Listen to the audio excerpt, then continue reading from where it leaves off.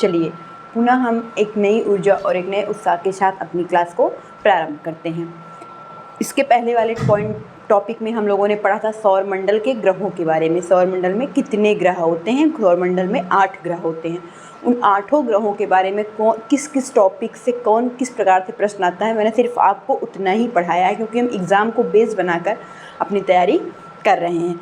चलिए आज हमारा छोटा छोटा 2-3 पॉइंट है जो कि सौरमंडल से रिलेटेड है और प्रीवियस ईयर के एग्ज़ाम में इस तरह के क्वेश्चन रिपीट किए गए हैं। तो सबसे पहला जो मेरा पॉइंट है वह है खगोलीय पिंड। आप यह जानिए कि खगोलीय पिंड होता क्या है। देखिए सूर्य चंद्रमा और वे सभी वस्तुएं, सूर्य चंद्रमा और वह सभी वस्तुएं जो रात के समय आसमान में चमकती हैं वो क्या कहलाती हैं? खगोलीय पिंड कहलाती हैं। देखिए कुछ खगोलीय पिंड ऐसे होते हैं जो बहुत बड़े आकार के होते हैं और बहुत गर्म होते हैं। कुछ खगोलीय पिंड ऐसे होते हैं जो बहुत बड़े आकार के और बहुत ही गर्म होते हैं। इनके पास अपनी खुद की ऊष्मा होती है और यह बहुत बड़ी मात्रा में क्या करते हैं? ऊष्मा को उत्सर्जित करते हैं। ऊष्मा क्या है? ऊष्मा का मतलब होता है गर्मी। क्या होता है ऊष्मा? गर्मी। जैसे कि मान लीजिए सूर्य बहुत ही गर्म है। आप गर्मियों में भी धूप बर्दाश्त नहीं कर पाते। क्यों?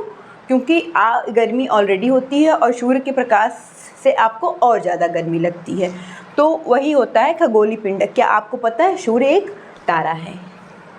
क्या है? सूर्य एक तारा है और सूर्य से बड़े बड़े तारे भी आपके सौरमंडल में स्थित हैं, लेकिन काफ़ी अधिक दूर होने के कारण और सूर्य का अत्यधिक प्रकाश होने के कारण वे हमें दिखाई नहीं देते हैं। क्या चंद्रमा कहीं गायब हो जाता है? नहीं, सूर्य की ऊष्मा के कारण वह हमें दिन में दिखाई नहीं देता है। जैसे ही सूर्यास्त होता है चंद्रमा अपनी शीतलता हम सभी को प्रदान करता है। चलिए ये जो खगोलीय पिंड है कहते क्या है, इसको कहते क्या हैं ये जानते हैं हम। तो खगोलीय पिंडों को ही हम तारा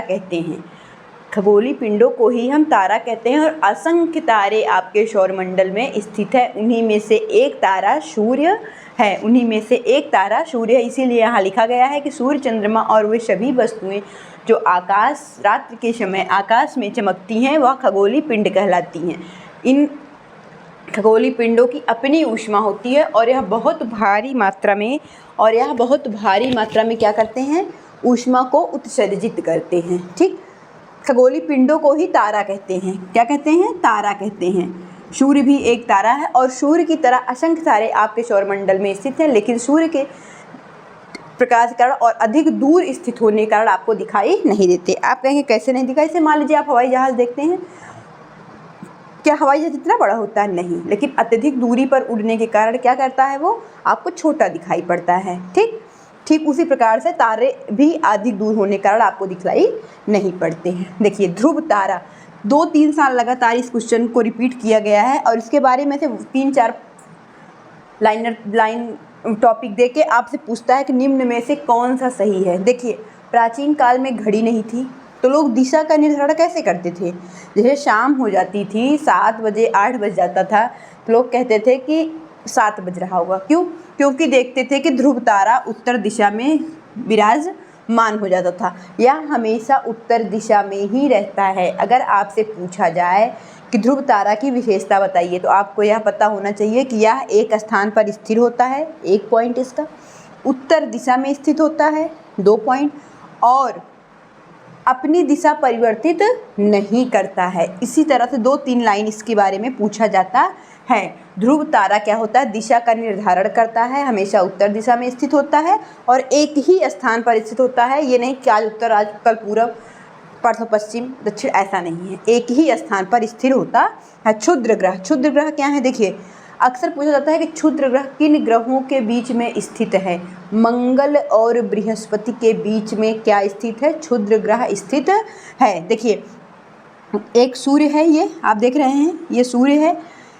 ग्रह, उपग्रह, तारे, असंख्य छोटे छोटे पिंड सूर्य के चारों ओर चक्कर लगाते रहते हैं, ऐसे ऐसे घूमते रहते हैं। और जो ये ग्रह, उपग्रह, तारा और असंख्य छोटे छोटे पिंड जो हैं, इन्हीं को हम कहते हैं क्षुद्र ग्रह। क्या कहते हैं? क्षुद्र ग्रह।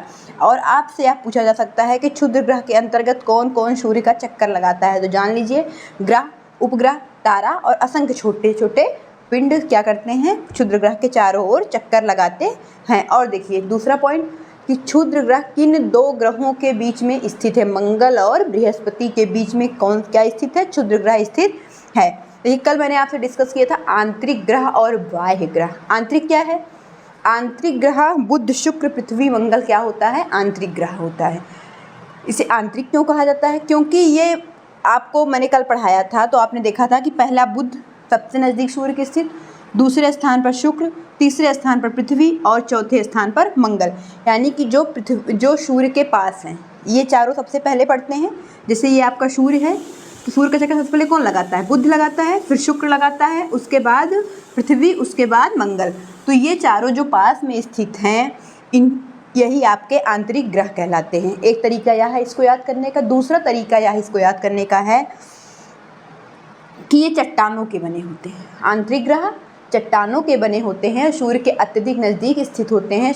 और आंतरिक ग्रह में किसको किसको आप रखेंगे? बुध, शुक्र, पृथ्वी, मंगल। बुध, शुक्र, पृथ्वी, मंगल। आप 2 बार पढ़िएगा, आपको याद हो जाएगा। सूर्य के नज़दीक है, इसीलिए इनको क्या कहा जाता है? आंतरिक ग्रह कहा जाता है। उसके बाद बाह्य ग्रह, यह सूर्य से अत्यधिक दूरी होने के कारण ये गैसों के बने होते हैं और सूर्य से अत्यधिक दूरी पर स्थित होते हैं। बृहस्पति, शनि, अरुण, वरुण। कल भी आपने देखा था सबसे दूरी पे कौन स्थित था? वरुण। ठीक उसी प्रकार से बाह्य ग्रह में भी सबसे दूर कौन स्थित है? और मंगल के बाद क्या लिखा था मैंने? बृहस्पति, फिर शनि, फिर अरुण, फिर वरुण। आकार की दृष्टि से सबसे बड़ा ग्रह कौन सा है? बृहस्पति। आकार की दृष्टि से दूसरा सबसे बड़ा ग्रह शनि। सर्वाधिक उपग्रहों वाला ग्रह शनि। उसके बाद अरुण, जहाँ पर सूर्योदय पश्चिम में होता है, और वरुण सबसे ठंडा ग्रह। अब आपको एक बार फिर से रिपीट करा देते हैं जो मोस्ट इंपॉर्टेंट टॉपिक है, खगोलीय पिंड।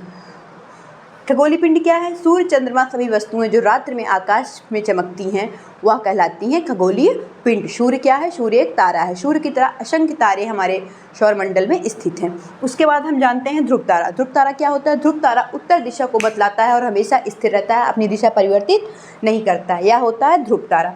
उसके बाद क्षुद्र ग्रह। किन 2 ग्रहों के बीच में क्षुद्र ग्रह स्थित होता है? मंगल और बृहस्पति ग्रहों के बीच में क्षुद्र ग्रह स्थित होता है। मंगल और बृहस्पति के बीच में क्षुद्र ग्रह स्थित होता है। मंगल और बृहस्पति, मंगल और बृहस्पति। मंगल मतलब आंतरिक ग्रह का लास्ट और बाह्य ग्रह का पहला। ठीक, एक आंतरिक एक बाह्य। उसके बाद आंतरिक कौन कौन सा है? आकार की दृष्टि से आपको देखना है जो पास में है, बुध, शुक्र, पृथ्वी, मंगल। बुध, शुक्र, पृथ्वी, मंगल। और यह आंतरिक ग्रह चट्टानों के बने होते हैं। सूर्य से नज़दीक होने के कारण इनको आंतरिक ग्रह कहा जाता है और ये चट्टानों से निर्मित होते हैं। बाह्य ग्रह क्या होता है? बृहस्पति, शनि, अरुण, वरुण। बृहस्पति आकार की दृष्टि से सबसे बड़ा ग्रह है। शनि सर्वाधिक उपग्रहों वाला ग्रह है।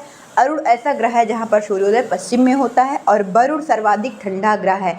यह आपके छोटे छोटे पॉइंट्स थे जिसको आज हमने अपना कवर किया। इसमें कोई दिक्कत हो, कोई समस्या हो तो निसंकोच आप कमेंट में कर दीजिएगा।